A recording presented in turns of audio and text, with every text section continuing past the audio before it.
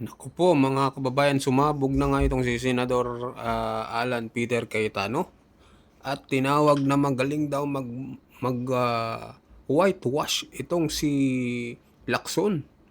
Kung gusto mo daw magpaputi mga kababayan, pumunta ka daw kay Lacson kasi magaling daw mag-whitewash.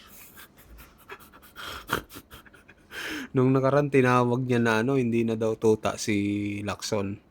Aso na daw.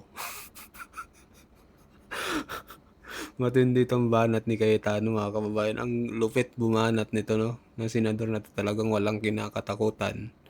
Kahit na banatan niya itong Malacanang, pati itong mga majority sa Senado ay hindi siya natatakot mga kababayan. Tinawag niya pang Senate of Malacanang ang Senado. Dalawang klase daw ang Senado ngayon, Senate of the Philippines at Senate of Malacanang. Tuta na daw ng Malacanang itong mga senador na majority dito sa Senado. Matindi mga kababayan. Pakinggan nyo itong pahayag ni Senador Alan Peter Cayetano. Eto na po. Isa-isa siyang chairman na obvious dinidetermine ang direction ng committee. Siya na nagtuturo kung sinong guilty o hindi. Pati papunta sa DOJ, papunta sa ombudsman, di ba? Parang nagpapasahan. So, very clear yon, di ba? So, kung gusto niyo ng pampaputi, punta kayo kay Senator Lacson kasi magaling mag-whitewash. O, baka may may pampaputi, di ba? Pang public officials. Ang dami na banggit. So, dun sa inyo na nagtataka bakit ako inaaraw-araw ni Senator Lacson, di ba nasabi ko na kasi nabuko sila eh. So, kasi kung susundan nyo, hukayin nyo yung ibang mga video at mga statement ni Senator Lacson, dumating ang point, siya na yung sumasagot eh. Siya na nag-i-interpret ko ano sinabi ng mga witness. Siya na nagsasabing, etong witness na to, okay, eto hindi. Eto credible, eto hindi. Kinausap daw niya si Yusek Bernardo. Nag-deliver daw, pero hindi sa Malacanang o hindi sa mga taga Malacanang. Kung hindi, or hindi sa First Family, pero dito deliver sa mga opisyal na to. And then ayaw niya patawag yung mga opisyal na yan. So, kahit na po yung mga investigador sa PNP na 6 months pa lang nag-training, nag-uumpisa na, may simple yan na kung paano mo susundan yung ebidensya. Di ba? So, napakaraming leads. So, ang question lang, gagawin natin ba to o hindi? O, bakit ko to inuugnay sa impartial hearing? Kasi, kung ang gusto ng administrasyon, kalimutan muna natin lahat ng ibang corruption, impeachment muna kasi importante to. Then that's selective justice, di ba?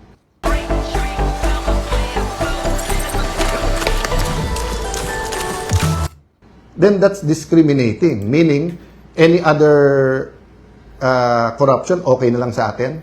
Basta dito na lang kasi why? So I mean, I won't go into the reasons, obvious naman, di ba? So we have the rest of this week, we have next week. Why not call a Blue Ribbon hearing? Why not ask both the administration and the opposition sinong gusto niyong witnesses? Nung araw ganun naging chairman ako ng Blue Ribbon Committee. Kahit sinong member na magsabing, sir, can we call ganyan? Kasi when you call a witness, so for example, kung 10 kami mag-attend, ako gusto ko magtanong sa 18 Marines. Di oras ko yun eh. Di ako magtatanong doon. Ngayon, may nasabi silang hindi sang-ayon. O di, magtanong sila.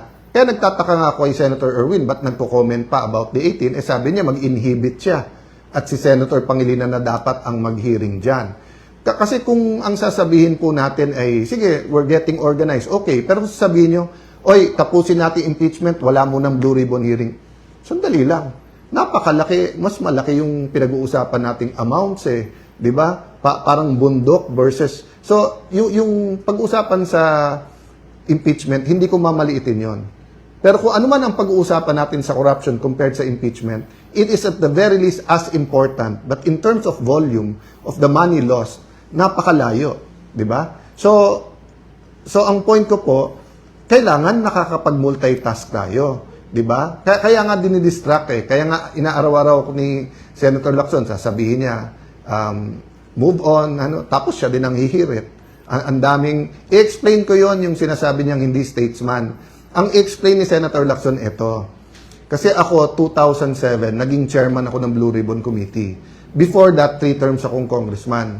So although nung congressman ako, nababantayan ko lang yung Blue Ribbon Committee, pero hindi naman ako nakakapag-participate. But from 2007 until recently, nababantayan ko at active ako diyan. Halos lahat ng naging chairman diyan, sinusundan ng ebidensya. Halos lahat ng naging chairman diyan sa Blue Ribbon Committee, may reklamo ka man, hindi nila sasabihin committee de absuelto or iwa-whitewash, di ba? Pero during the time of Senator Lacson, kaisa-isa siyang chairman na obvious, dinidetermine ang direction ng committee. Siya na nagtuturo kung sinong guilty o hindi. Pati papunta sa DOJ, papunta sa ombudsman, di ba? Parang nagpapasahan. So, very, very clear yon, di ba? So, kung gusto niyo ng pampaputi, punta kayo kay Senator Lacson kasi magaling mag-whitewash. Baka may may pampaputi, di ba? So, yun ang kino-compare niya ako sa lahat ng naging Senate President. Sige, compare din kita. Di ba? Kay Senator Gordon, ang comment lang naman doon dati mag-chance din magsalita yung iba. Once, si Senator Trillanes parang sinasabi. Pero Senator Gordon was always open. Anyone can ask questions. Pag sinabi mo, invite to, i-invite. Yung ibang naging chairman, Senator TG, maraming nagalit sa kanyang senador. Marami. Kasi nga yung Napoles, maraming tinamaan. Actually, some thought nga he was too open kasi minsan hindi pa na-verify na pag-usapan. But walang whitewash. Baliktad, ang tingin ng iba, too open nga. Wala naman reklamo nung ako ang naging chairman ng Blue Ribbon. So, napakaraming iba, sundan nyo. Wala doon. Kaya hindi yung partial report, ngayon pinupuri niya ang ibang kasama natin. Pero nung una, pinupush niya na pirmahan yung report. Nakalimutan na rin yun. I won't comment there, but I just want to say is, number one, it's too important for our country to be able to find a permanent solution, a permanent system, a real culture against corruption na masolve natin to. Pag lumipas tong administrasyon at hindi natin sineryoso ang flood control at yung infra na corruption sa DPWH, babalik to mas masama pa. Para tong TB na hindi nyo tinuloy yung gamot, magiging drug resistant yung strain, di ba? So, parating sinasabi po yon pag tinitreat yung tuberculosis na kailangan, kahit maganda na pakiramdam mo, kailangan mo tapusin yung gamot. Hindi pwedeng sa pangatlong buwan, medyo maganda na pakiramdam mo. Hindi. Ganun din po sa corruption. Minsan lang tayo malingat dyan, mabibinat tayo na mas malaki pa. Nangyari na From Napoles to flood control, grabe po, di ba? So, having said that, I just want to mention this. We can't keep saying change, then we just change administrations, change presidents, change ombudsman, change Senate president. We have to change the political culture. We have to change our values. We have to change the foundations of what we call governance and values sa governance. So, I'm inviting everyone, total marami na tayo sa page na to. Kung may ideas po kayo, let's put together a Philippine agenda. I think yun po yung mali from EDSA 1 until present. Na kapag ka gusto natin ng revolusyon, inaano natin tao, sama-sama na tayo, magkaisa tayo, sama-sama na tayo. Pero pagka napalitan na ng leader, kami leaders, kami na lang magde-decide. So I think if we want a real change, first, we have to ask God, Lord, anong masamang ginawa at anong... Number two, we have to do it together. So, special mention ko lang yung Tindig Pilipinas. So, di ba, yung grupo nila, Kiko D, nag-file sa ombudsman. So, na-receive namin today. Kausapin ko pa lawyers ko, pero alam ko na, sinabi ko na sagot ko dyan. But I just want to congratulate them for doing the job for the administration. Alam ko naman na nung ginawa ko to, sunod-sunod na mga kaso ang pupunta sa amin. Sanay na kami dyan, di ba? Sinabihan yung mga senador, pag hindi kayo malis, kakasuhan, pagka hindi kayo... Basta, so, ang point ko lang, just remember who you are, Kiko. Di ba? Kiko D. Aquino ka, hindi ka Kiko D. Marcos. Di ba? So, don't get instructions from the administration. In fact, kung nag-volunteer kayo, then you're even doing them a favor. I know, meron kayong issue kay Senator Bato. So, file the cases. File the cases. Di ba? Mismong DILG nagsabi nung nasa Senado yung si Senator Bato, walang warrant silang alam. Di ba? So, paano naging obstruction of justice? Ayun mga kababayan, yun po yung buong banat po ni attorney naman talaga si Senator Alan Peter Cayetano mga kababayan. Yun po yung buong banat niya kay ano 'no, kay Lacson.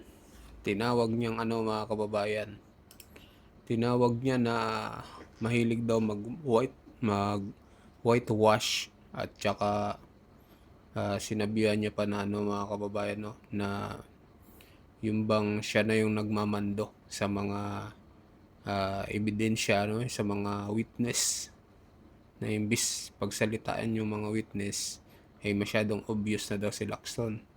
Talagang nagiging ano na talaga siya ng Malacanang daw, nagiging aso mga kababayan. So yun po, mag-comment kayo mga kababayan at, sa mga bagong pasok diyan, pa-subscribe po ng ating channel mga kababayan. Maraming salamat po.